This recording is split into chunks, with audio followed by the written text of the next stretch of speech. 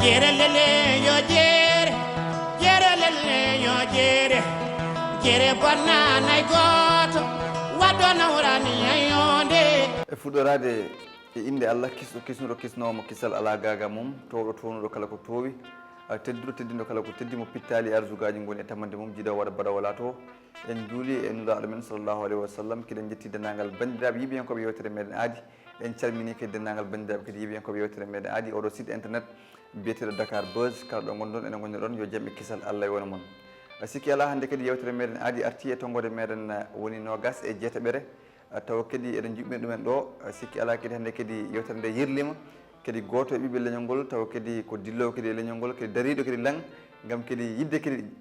gam kadi yiddemo kadi dañde kadi tigui rigui ko on tigui woni yewtere meɗen aadi kadi jaɓɓi e ñalawma meɗen hannde o on noon ko suka debbo goto o jaaro meɗen jaaro kadi ɓiɓɓe leñol ngol omo notoro mawɗo ba sikki ala ko kanko tigui hannde kadi jaɓɓiɗen sikki ala kadi o jaaroto to banggue kadi entrepreneur kadi o yaari to banggue kadi élevage sikki ala ɗum foof kadi ma en jewten kadi ma en jewtu kadi parcours makko woni gurdam makko foof ala tan no mbatten tawa noon sona dokken mo o salmina bandiraɓe yeeɓiyankoɓe yewtere nde aadi mawɗo ba bisimilla ma. Merci Jules a jarama no feewi on ko goto kala biɗɗo salmina inde mum yettode mum kala neɗɗo wawi won biɗma salmina voilà ko noon tigui en nani tigui calminali makko ko waɗi foof hay sinno haalde hoore mum wona hunde wemde ɓay bambaro ma wala ɗo min jinno andude tan hay sinno ko seeɗa tan holi gonɗo mawɗo ba mawɗo ba noon ko ɓiɗɗo debbo pullo jeeyaɗo to to wiyete Daara Jolof dans la région de Louga jeeyaɗo to sa wi Daara mbiya wuddu gaynako jeeyaɗo to to voilà Daara Alboury Ndiaye Daara Jolof voilà ko on woni mawɗo ba en donc gonga to banggue jangde ma holto dewɗa ha jangguɗa min noon ko Daara jibinami ko toon janggumi fa classe de terminal nden ndumin ɗo ara Dakar je suis venu à Dakar en 2014 donc mi ɓoyani en 2013 mi ɓoyani arde Dakar noon foof ko noon tigui 2013 faade hannde bandiraɓe kadi hewɓe kadi min mbawi andude tan hol fannu mo jaaruɗa hol fannu mo jaaruɗa e gurdam maɗam voilà première fois mi janggatno comme toutes les jeunes comme jeune uji ɗi foof sa jangui dans les régions fa nañɗa certain niveau o les écoles de formation ɗi ngala toon donc o jega arat dans les grandes régions région ngaji mawɗi ɗi continue ga jangde makko ɗum addunomi Dakar donc mi ari ɗo mi waɗi formation comme janggoɓe foof mi waɗi ɗo 2 formation mi waɗi marketing communication mi waɗi délégation médicale mais Allah hoddirani peut être que mi meeɗa hende dañ golle donc mi waɗi noon golle kewɗe golle fof ɗe miijiɗa golle testes golle yon tew koñ kewɗe mi waɗi ɗi mais eko janggumi ko kam mi meeɗa hen dañ golle kono yettere Allah so tawi min nandima hol golle ɗe puɗɗa liggade min pour te dire golle ɗe mi puɗɗi jigi somi wonno ɗo biɗe lima kam mbaɗmi ko foof hay soko fuɗɗade tan mi waɗi mi yeehi fa gonmi serveuse haɗa goni serveuse woni sa ari restaurant sa ñaami fa hantini ou bien sa ari restaurant ɓenen ƴettoɓe commande uji ma momloɓe table jegi ɗum fof mi waɗi ɗum donc pour te dire tan à quel point ça a été difficile voilà o holko addama nadde tan liggey e saaha 2013 o garɗa Dakar beele to banggue gurdam jinna e ma walla a ƴeew tan e worɓe potiri dañirde ni ko noon poɗɗa dañirde holko addama ɗumen aɗa neɗɗo e naata e hunde tan taw won fandare nde jogui hen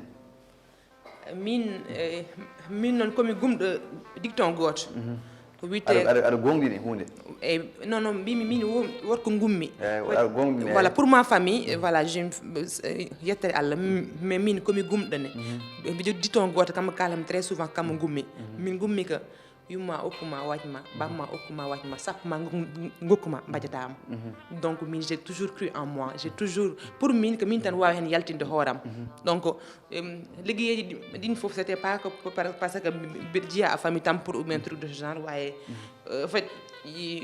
fallait que je prenne ma vie en main mi ƴettu gurdamam en main voilà mi yahan hooram comme tout le monde gonga kuytural kadi no fewi beele nde garɗa Dakar e on saaha nde puɗɗotoɗa liggey nde ko aɗa jogui wonɓe caggal ma puɗɗi ɓolludema walla ala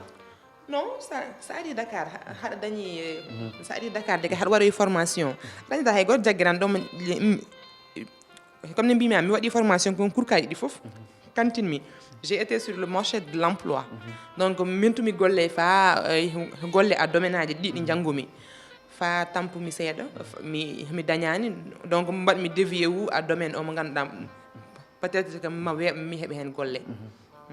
ko noon tigui ballal kam weeɓani actuellement ballal weeɓani ballowo mo tan saabu Allah heewani ɗo hande so tawi min nandima hol fannu mo jaaruɗo hande to banggue golle ma hande actuellement kene mbaɗmi nen ɗon dañmi jarjaruji kewɗi fa hande jeega Allah walli mi darnumi fa gandumi actuellement entrepreneuriat tan sisi ɗo donc min komi jaahaɗa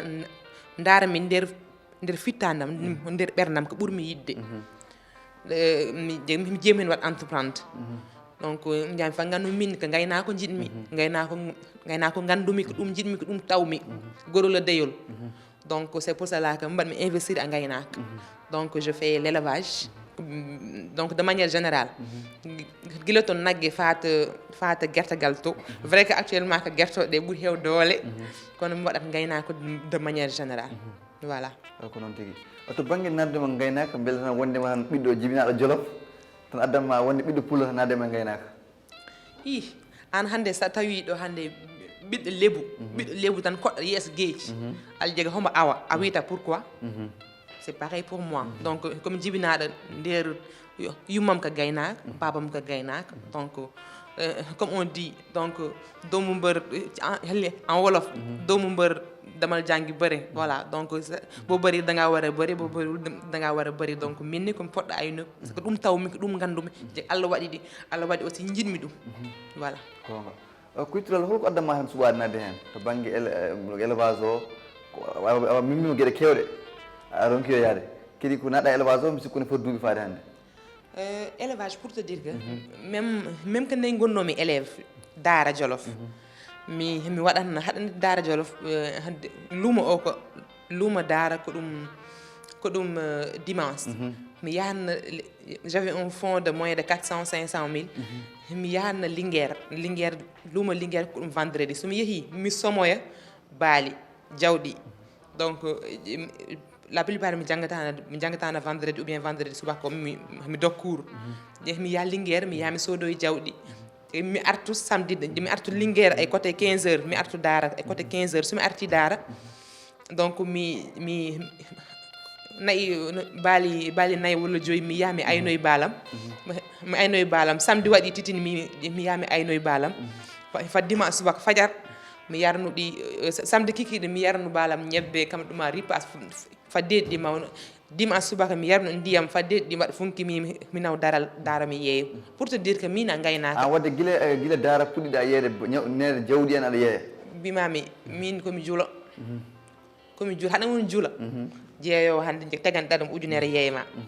min komi juula baali depuis toujours donc guila biɗo ɓuuri won kurka parfois même je me souviens que somi yahanno Linguére d'habitude mi ɓornotono tekke gorko mi kaalo mi kala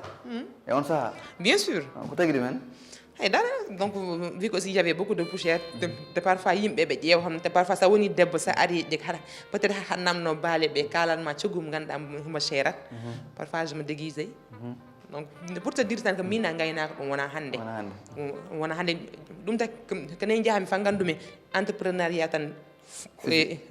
sisi ɗo donc komi ƴewɗo ganduɗa ɗum jiɗmi parce que entreprendre c'est pas quelque chose de facile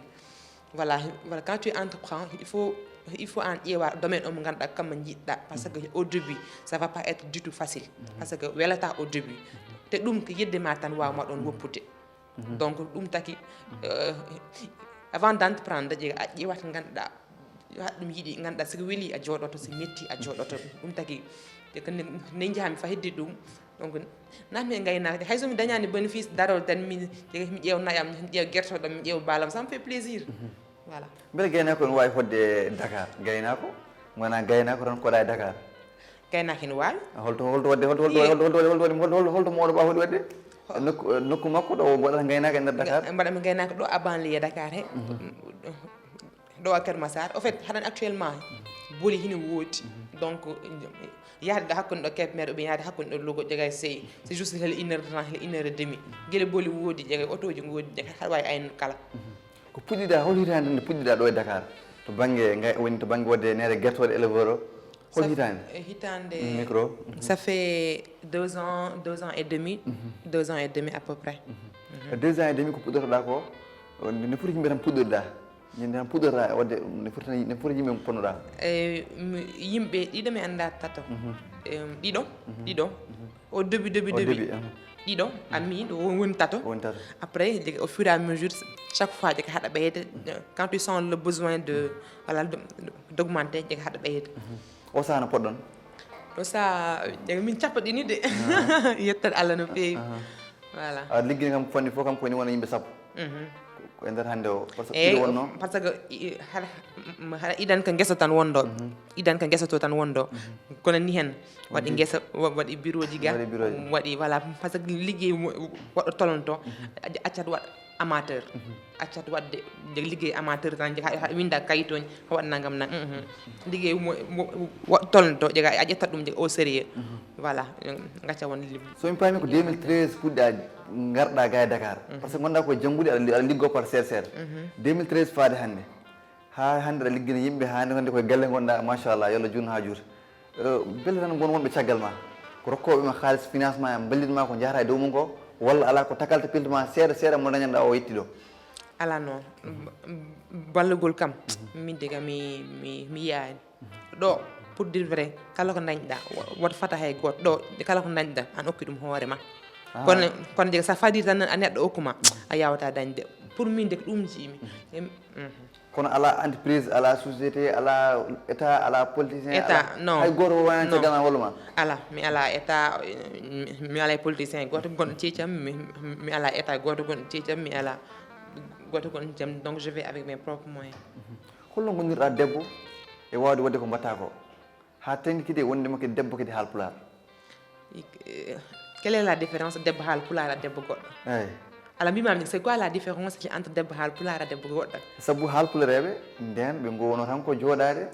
worɓe enen liggoyo enen gaddan ɗumen saabu aɗa andi haalpureɓe e nden haalpureɓe rewɓe haalpureɓe nden aɗa haala rewɓe e leƴƴi goɗɗi hannde wona gotum saabu en nden gonɗen ko ligganede addanede ɗum woni cosaan mo ngannduɗen min noon peut être que Allah windirimi ni donc min peut être que Allah windirimi ni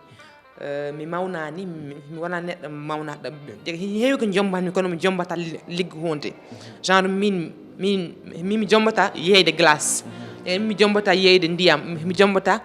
liggode serveuse mi jombata mi jombata liggode haydara haɗa ko jombatmi wiye yiyama kaari jega homo dardarta jega a bedduji hom waɗa naka sudul noonu donc min depuis toujours au fait ni Allah windirimi aussi hein voilà donc se débrouiller par ci et par là c'est pas ça date pas d'aujourd'hui voilà so tawi min paami ko teskama o dumunna fof to banggue rewɓe ene dañi hen caɗele en guila to banggue kadi ligguiyaji en e nder leydi men Sénégal e foof kadi hewɓe kadi rewɓe heɓe ene janggi ene donki dañde ɗo cuuri holko waɗi ɗumen au fait aduna wayi noon actuellement aduna wayi noon donc marché emploi o mbo heewi faɓɓude parce que pourquoi parce que actuellement kala cours que baɗɗo formation fa pari tan jega fondata an jega tu dois être jega an ka poɗɗo ƴettede jega an ka poɗɗo won jega employé pourquoi pas je employeur ɗo ni hen jega cours que fof mi jiiɗa mi janggi fami dañi mes diplômes mais bon je cherche de l'emploi pourquoi pas ana miijaaki wadde créer emploi fa mbawa hen ƴettu woɗɓe quand même dans leurs esprits dans leur tête pour quand même il doit toujours chercher de l'emploi alors que jamanu on tolni ɗen aduna on tolni ɗen ɗum wona aduna ɗum wona aduna ɗaɓɓoyteɗo golle an waɗata créer golle ma voilà c'est ça ko aduna on tolni ɗen gonga ko ɗum taki chômage o heewi ni hen en jinno andude holno miijoriɗa holno entreprise ma o holno wiyete kadi holko addanma kadi suɓade kadi innedemo nder inde foof kadi donc voilà entreprise am wiyete ko Jolof Elok sa nani Jolof noon parce que mi Jolof comme je dis très souvent même so wona ɗum haal bom junggam ko ni mbeɗat min pour te dire que comment je suis fière d'être un Jolof voilà comme Jolof donc ça s'appelle Jolof Elok le Jolof c'est le Jolof comme je t'ai dit parce que je suis Jolof et le L comme élevage et le Lok c'est location de voiture je fais aussi la location de voiture ko noon tigui beele hande Jolof Elok ko worɓe tan e Moɗo Ba walla ko waɗi rewɓe waɗi foof min waɗi rewɓe kono worɓe ɓuuri heewde hin waɗi rewɓe kono worɓe ɓuri heewde holno gondirɗa tan debbo tan liggina worɓe en fof beele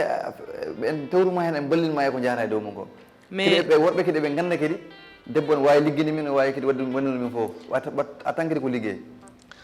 on esprit jega tant que haɗomo jogui hakkille ma aɗa ɗumen tan ça veut pas dire que debbo ligguintanmi non mais debbo on ne ko gimmiɗo fajar debbo ka taw ɗum jega homo jogui ko joga homo waɗi parcours mum fa ɗo tawɗa ɗum donc on debbo jega so ligginima tan a liggoto no kam yoɓatma voilà gonga guila mbaɗɗa entreprise o ha ñallugue hande gue hol tan ɓeydare dañƴa hen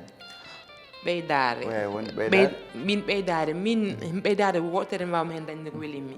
ay yimɓe heewɓe welata ɗumen peut être que dañde haalisaji dañde voilà peut être si haalisaji men ɓeydima mais min ko weltanmi chaque lewru enveloppe aji ɗiɗi joɓatmi par lewru chaque lewru jega ɗi ɓeydo ça veut dire de prendre le maximum de jeunes ko ɗum woni min ko ɗum woni weltaram au mois hande somi yooɓi yimɓe 10 mois gartowo mi yooɓi yimɓe 12 mois gartoɗo mi yooɓi yimɓe 13 ko ɗum tan welatami min bizarrement ko fait c'est ça qui me rend fier saabu teskama kadi Jolof Elok to banque kadi guertoɗe e moon ene mbaɗitonde ni ko wayno français en wayno ɗum ɗoji français ɗum ɗo en mbiyatma puɗɗi waɗimi ko yimɓe gandaɓe ɗumen taw ene feewi e nder leydi men Sénégal beele kadi yimɓe puɗɗima famdude men ici parce que hali idan en jiyan tan gertagal tan neɗɗo yeeyma gertoɗe tan waɗanma am buusiyel tan ni tottuma min hen jega aduna koko yeehi jega il faut qu'on modernise jaaden a jamanu voilà jaaden a jamanu à côté hygiène jaaden a jamanu à côté côté jiiri wanda hoɗum layrate titiɗa pulaar côté jiidgol voilà voilà donc on est obligé ça so liyo produit ma ça se lié produit ma soode ça se lié produit ma yod voilà tu es obligé de mettre ce qu'il faut ko noon tigui kadi moɗo ba teskama guila dumunaji ɓennuɗi walla sahaji foof omo heewi yaade concert aji halpurreɓe walla jolfuɓe waɗa batire haalis ha heewa ala holko waɗi men walla moɗo ba ko kalis mo liggoto waɗata batire walla non aɗa andi c'est normal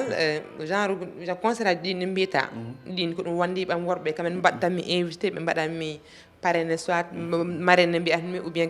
quelque chose comme ça donc kalisma ko an jiimo sa ligguima kalisma jegi sa darima nangue golluɗa kalisma ko welima mbaɗa noon so welima ceeka so welima cumta so welima gokkira kono dañata hen haalaji hen ɗum ɗoji hen mais mi lijjitande ay min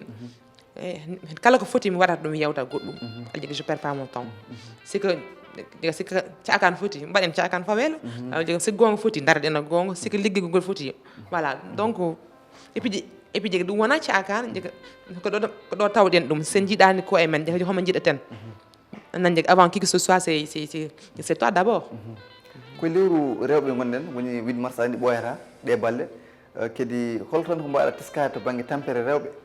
walla ko ɓuuri mantinade rewɓe eko jeyata e guite ma e nder leydi ndi j'ai pas compris to banggue 8 mars aɗa andi ko ñalawma tedinaɗo lewru rewɓe gonɗen bo lewru rewɓe gonɗen par ce que holtan an ko ɓuurtama mettude ko ganduɗa hoorema aɗa foti wullitanade ɓe taw laamu ngu aduna foti yiiɗu men voilà donc debbo actuellement jega a yiyata rewɓe hewɓe idan sa yiino ɗumen tawata ɗumen jega heɓe jooɗi heɓe jonta voilà jiya ɗumen tan ɓe jaaha fa ɓe ndese tan ɓe gaccito tan ɓe gonta du n'importe quoi ay ɗum la plupart holko saabi ɗumen worɓe mbaɗata noon ko tagui ɗumen dara ay debbo ay debbo si manqui confiance hoore makko tan allah pertat valeur makko ay ko gorko hode onon worɓe hode onon wandi amen worɓe hode onon worɓe amen balle amen ɗum ay debbo tant que gorko ma jega homma wiyeɗe confiance que gorko ma tan wawma wattu mbarodi debbo voilà ko gorko ma wawma mais an sa woni debbo par ce que quoi qu'on puisse dire debbo ala haydara si wona ɓandum si wona hoore mum ni hen ɗo jiita debbo jega sakkisi tan fa ndesɗa ɗum a wonta ɗum wat complimenté a wonta ɗum wi yooɗi a wonta ɗum jega hay so wi hom ɓorno wonko boom amin an mbatta ni jega an debbo nayejo walla an naggam nagga ay ɗum noon debbo jega so ɓooyi ɗum waɗa hakkille mum jega o yahata fawaɗa perte confiance a hoore makko voilà donc refi ayi ɗon ni hen la plupart sa yi rewɓe jega il suffit de voir les femmes pour ganda jega o ko desat comment so yi o debbo jega homo yonta jega homo jooɗi jega homo yooɗi tan haɗa andi ko resaka so yi neɗɗo jega homo waɗa futti tan jega andu ko desaka ɗum noon ko worɓe mbawi amen hen walla jagguiran ko musimi ko heewi e rewɓe hini heewi kono ɗum kam je tenais à ami haala ɗum beele rewɓe kadi hannde ne jiiɗi dañde waɓe no mani en jiiɗi dañde no worɓe jiɗɗiri dañde ni mais ɓen yiɗɓe dañde ɓe no jiɗiri dañde ni hol peeje muɗumen j'ai pas compris rewɓe yiɗɓe dañde eno jiɗirɗa dañde ni eɓe jiiɗi dañde ɓe ngala damal mais holko mbaccirtaɗo ɓe mais damal kam damal ay ce que je dis ça ari ay ngal demgal tu toques ça s'ouvre pas tu toques ça s'ouvre la troisième fois ñoƴƴu ɗum a yahatno damgal lega ala guddanaɗo damgal lega an tan wawi uddan hoorema damgal les choses ne sont pas du tout faciles lega ça vient pas du jour au lendemain an tan wawi voilà il faut que tu t'imposes aduna omo gonɗen c'est comme jungle gonɗen de ɓurɗo heew dole tan joɗto voilà ɓurɗo tiiɗ physiquement mentalement voilà ɓen tan gondi ɗo kono sa woni haɗo min de haɗan tan ndeyni men koye mbayi wallahi min kam naggam a yahata e nokkude gonga tigui bande e paami moɗo wondema tan debbo liggotoɗo ene yalta heure uji ɗi jiɗɗa foof par ce que hannde ko worɓe en ligginta e foof ligginta heure mo jiɗɗa fof jaltata heure mo jiɗɗa fof natta liggey par ce que ko liggey o namdoto ɗumen beele ɗum ɗon tan watta on dérangement to banggue on haalaji nan toon ha ko nirtu on caggal wala ala non pourtant parce que min deg ala jiyaɗa kam e ñakki fullaji ala jiyaɗa kam ɗoɗo amate min deg a yiita kam ɗoɗa min bolɗi jaltumi fof a affaire musique en affaire amate ko ɗum concert aji soit mi waɗe marraine soit quelque chose comme ça to ɗum ko garmi ko Dakar je pense ko ɗum concert aji tati gon ɗo à part ɗum de ala meɗɗe kam yi ɗoɗo dimbate ɗoɗo amate ala meɗɗe kam yi ɗoɗo yarate ko boni min la plupart yimɓe jiitami sur le terrain je suis avec mes trines mbiɗa waɗa gollam donc ɗum mi ala hen probléme beele an hannde ka goto tan komi ka goto tan hannde goto ɗo e Dakar ka famille ma gonduɗa walla femme homo ɗon la moitié est à Dara Djolof voilà kono jinnama woni ko Dara Djolof yaya mun ɗo baba mo homo to wiyete Dolli donc voilà donc coucou Djolof naaɓe de passage saaha a dañata tan worɓe waɓe no dendam Ousmane Ly en mi toñaɓe tan jiima tan aɗa woni activité ji aɗa liggo pour yidde ardude pour nandude hen juuri muɗum a daña ɗumen saahaji eyyi parfois jega a yiyat neɗɗo soit beela ɗum jega soit ko liggoɗa ko weela ɗum voilà jega o solo wadda associé ma gueɗe bani noon kono min kam donc j'ai mi meeɗa hen ɗumen affaire association affaire associé avec un autre kam ɗum meeɗa wonde aɗa jaɓa yiɗɓe walludema calloɗa walla aɗa jaɓa ɗumen neɗɗo yiɗi ara walludema walludema jega ala meɗɗo ara tan wiyami armi walluma les propositions ɗi dañatmi souvent ko ɗum darami addi ɗum liggoɗen ndenten walla gueɗe mbawi noon kono min tu sais l'entrepreneuriat il y a beaucoup de risques donc parfois tu perds parfois tu gagnes te min mi yiiɗa perdude a jawdi jambour donc moi je prends pas de risque donc ce que je fais je le fais avec mes propres moyens ganduɗa somi gagnima mi gagnima somi perti mi perti donc je des comptes à rendre à personne saaha wadde aɗa perde hen saaha kidi aɗa daña mais bien sûr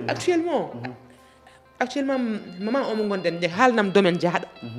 actuellement depuis ça fait plus de 1 an rien ne marche hay dara ko yeehi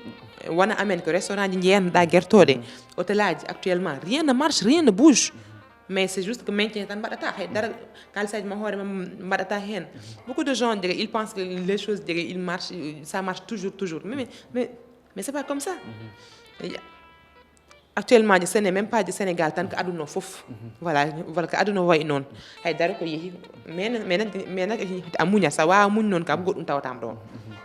ko noon tigui bandiraɓe kadi paami tigui rigui o mo ganduɗa hoorema ko Mawɗo Ba woni inde nde tigui rigui eyyi mbiɗo wiye Mawɗo Ba guinnirami ko tanam o jibinɗo babam Ali Egge Ba donc voilà Allah yormiɗum yaafo ɗum voilà donc mbiɗo wiye aussi nenam witanmi ko Jarel Jarel Sow kono a wayrata Jolof kam wona ala mi wayrata noon foof noon kono beele entreprise ma o kadi ko leƴƴi foof nani hen bien sûr wona jolfuɓe wona foof tan ponduɗa tan bien sûr kala joguiɗo gandal foof tan gadduɗa ndenodira bien sûr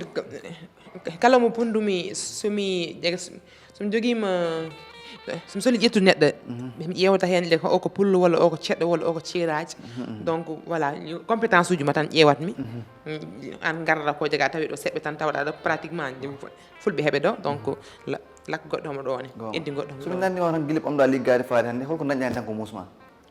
dañmi hen ko muusimi est ce que mi dañi hen ko muusimi bo to heewani de muusimi a heewani dañjude caɗele guila employé ma hay ko nandi hen jamfadema en min eɗen gueɗen non pourtant pour l' instant comme pour l' instant jeg Allah hom kam walli parce que min ni haɗa andi ko wiyete ko domaine fof mo mbaɗata aujourd'hui si tu veux entreprendre ne te lève pas un bon jour woto immo jour goto tan ngara mbiya je veux faire ceci ou bien cela avant de faire quelque chose yo taw an a dañi hen maîtrise yo taw an ko mbaɗata ko jeg haɗ ɗum andi sinon sa anda ɗum pour neɗɗo bagguma c'est facile mais sa andi ko mbaɗata ko donc voilà weeɓa tan neɗɗo bagguma mais pour l' instant jeg Allah waddani nde Allah waddi en yimɓe ɓe ganduɗa ça va pour l' instant ko noon tigui beele o saaha to banggue Bambilor to mbiɗa toon élevage o heedi holko o saaha holko woni toon o saaha guertoɗe tan guertoɗe ɓuuri toon heewa kam guertoɗe guertoɗe mere nde walla ko guertoɗe ɗumɗuji ɗi walla ko guertoɗe holle poulet de chair kanƴi foof hayde men nde walla de men ɗe mbiɗo waɗatno idan mais bon ça prend beaucoup de temps donc voilà et ɗum tan actuellement jeg ɗe tan mbaɗatmi ko noon ti kono a yara hen to banggue jawɗi en baali en si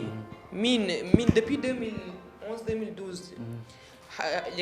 nden taw mi siwana boom arde nden taw mi siwana boom ar ga e Dakar mi immotono Jolof mbiɗa adda jawɗam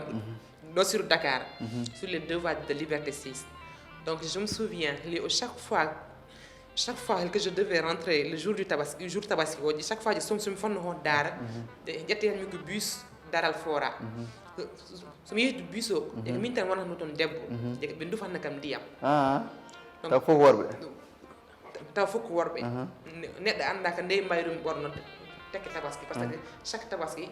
jour tabaski o taw biɗɗani par ce que 10 jours à l' avant ɓe 15 jours taw tan mi ka jawɗam mbiɗa yeeye donc komi jeeyo jawɗe no fewi komi jeeyo baali no ha joni kadi bien sûr de hay joni kadi machallah ko noon tigui kono noon ala miijaji to banque ɗi fannuji goɗɗi yaade to banque liggueyaji kadi goɗɗi walla ko élevage tan o saaha ɗon non je fais de la location de voiture donc mbiɗa low auto tokos 4x4 berlingue voilà tokos yo mawɗo en même temps aussi j'ai un service de livraison mbiɗa jogui service de livraison cakcakuji haɗanni hen kam ɗum corona o e yimɓe mbiyaɓe yoɓe jooɗo donc voilà ça m'a fait penser à mi waɗen investir gonga jaffoɗa tan jinno andu seeɗa tan puɗɗota wadde investir o mbawi andude kalis tan e ngaalu tan mo puɗɗorɗa non pour beele kadi ɓe ganduɗa hoore ma yiɗɓe fuɗɗade ɓe mbasa yewde ko jogui ko puɗɗoro ɗumen voilà je disais que moi et les poulets ça date pas d'aujourd'hui pour dire vrai donc j'ai commencé avec 20 poulets à Dara c'était sûrement en 2009 2010 voilà j'étais même élève j'avais commencé ça chez Mabouri Ndiaye voilà j'avais commencé ça avec guertoɗe nogas puɗɗimi je me souviens que nde immotomi nde Dara en 2013 j'avais 420 gimmornomi fa 400 guertoɗe donc nde garmi nde Dakar fa heddi entrepreneuriat ɗo j'ai commencé avec 1000 poulets hande min jeehi famin mbaɗi ɗum 1000 poulets o saaha on saaha nden ko nde puɗɗotomi ɗo Dakar j'avais commencé avec 1000 poulets ujunere 1000 c'est ujunere en pulaar voilà ni hen wadde min jeehi wadde fa voilà hande o ko ujunaji joyi on walla hande bien si c'est 1000 woni ujunere wadde mbiɗen wonat ujunaji kewɗi bien sûr machallah bandiraɓe tigui kadi paami ɗumen hol tan wasiyama mo paaɗo hakkude ma e rewɓe ganduɗa hoore ma ko dariɓe darderɗaɓe taw kadi ko liggoroɓe kadi ha kadi jomumen kadi dañi hen kadi teddugal respect e banggue famille e banggue foof haɗani kadi taw jomumen kadi daña hol wasiyama ko basirɗa ɓen mi famata hol wasiyama woni hol message mo mbatta faade dendagal ɓen ɓe ganduɗa hoore ma ko rewɓe dariɓe ne o mbaɗani ok sa woni debbo ce que je dis souvent woto wi tan min komi debbo je dois faire komi debbo komi poɗɗo yeey mais walla komi debbo komi poɗɗo yeey ɗum non en fait liggey pour min jeg aduna ɗo tolniɗen liggey ɗum ala o ko debbo ndi ala o ko gorko voilà donc sa woni jeune tu rêves debbo yo gorko je vais donner l' exemple debbo yo gorko rento biowoma wawno rento biowoma c'est impossible c'est toujours possible rien bio tu rêves. Mais si on rêve pas, on va pas réaliser. C'est maquette avant la réalisation. Voilà, a filin tatan darna galle non di faduma darnu galle mo wan ba maquette fa kantina. Voilà. Donc entre rêve et la réalisation c'est comme ça. Voilà. Donc rien en bio c'est pas possible. Rien bio que tu rêves, rien bio c'est impossible. Voilà, yahda be ganduda soit ko onon jidi objectif, soit be danma bom objectif. Yahda be ganduda kamen keccuma, kamen burma expérience ko ben bawma ben bawma jeriñ. Voilà. Wallude. Et aussi woto jab hetta an ka debbo, c'est quoi être debbo? Quand être debbo woni être yumma, être debbo, être bandirawo debbo, dono vie, être debbo ça veut dire que je sais pas si je peux dire ça en pulaar de être debbo woni être maman, être femme, être sœur, être debbo woni gono katani. Mo ganda fodde dawata fewno gorko makko fodde dawata je fewno cukloñ mum fodde dawata nata katani ƴeewo je donc wota jab ka debbo tan parce que ka debbo tan haɗa heedi les non sala ɗum walla ko mbaɗaten ko hande worɓe mbawa ɗum alde gorko finat tan wakko sakkos mu yah mais enen debbo hande fodde ma wakka sakkos ma jaaha ma fewnu gorko ma pewna kurkaji ma pewna galle ma pewna hoore ma mbaɗɗa hen donc je être debbo voilà je être debbo c'est pas quelque chose de facile. Ko noon tigi bandiraɓe kadi paami tigi rigui kadi min jettima kadi no fotirde nene tuma kadi nomin cuuɓi kadi joddade ma e nder yewtere meɗen aadi kadi sikki ala min dokkuma tan mbaynoɗa bandiraɓe tawi kadi wonko message kadi mo ñinɗa wadde walla wonko ñinɗa haalde komi namdakima e nder yewtere nde bisimilla ma. Mi weltima no feewi donc mi weltima no feewi mi weltima no feewi ko garɗon ko ɗo chez moi ɗo a Jolof Elo donc voilà a jarama no feewi min message on mbawmi waɗa lancé tan pour dire aux jeunes parce que j'espère que tu me suis dans les réseaux sociaux. Je suis dans les réseaux sociaux. Qu'est-ce que je fais là-bas? Donc moi c'est discourage fof, c'est que je prône l'entrepreneuriat. Je prône les formations au métier. Pour moi, c'est les formations au métier je dis pas que les formations genre marketing, communication, gestion des entreprises, voilà, transport logistique, j'ai pas dit que c'est pas bien. Il faut savoir contourner. Voilà, vu qu'actuellement on marche, c'est saturé, il faut savoir contourner. Contourner, ça veut dire quoi? Voilà, mbawa jangude ko ganduda. Sa jangi nous fahantin tu auras des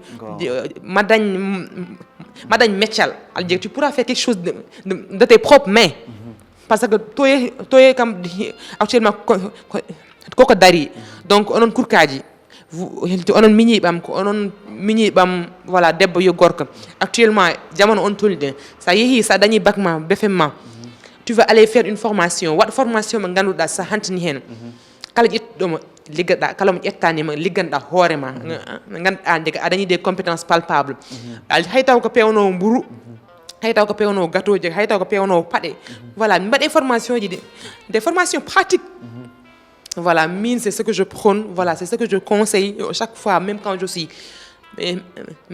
entouré de deux jeunes, je profite pour passer l'information. Donc, mine, voilà, que Sendiaw tu mi yetti onon fof. Donc voilà, mi salmini Jolof naaɓe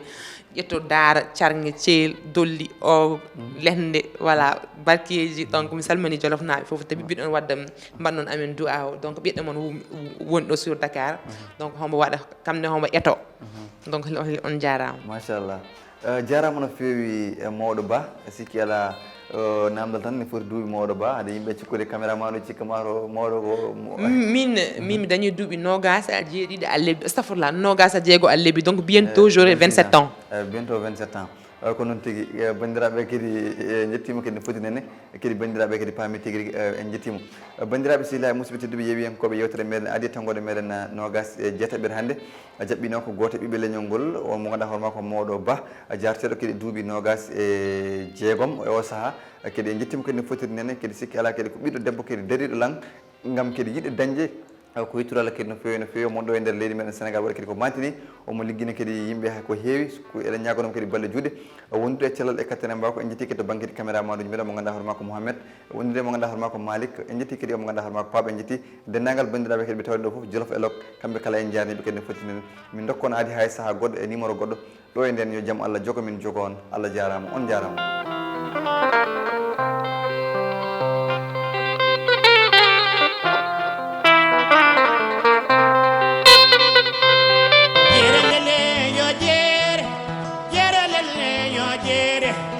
Jere banana goto wadona urani ayonde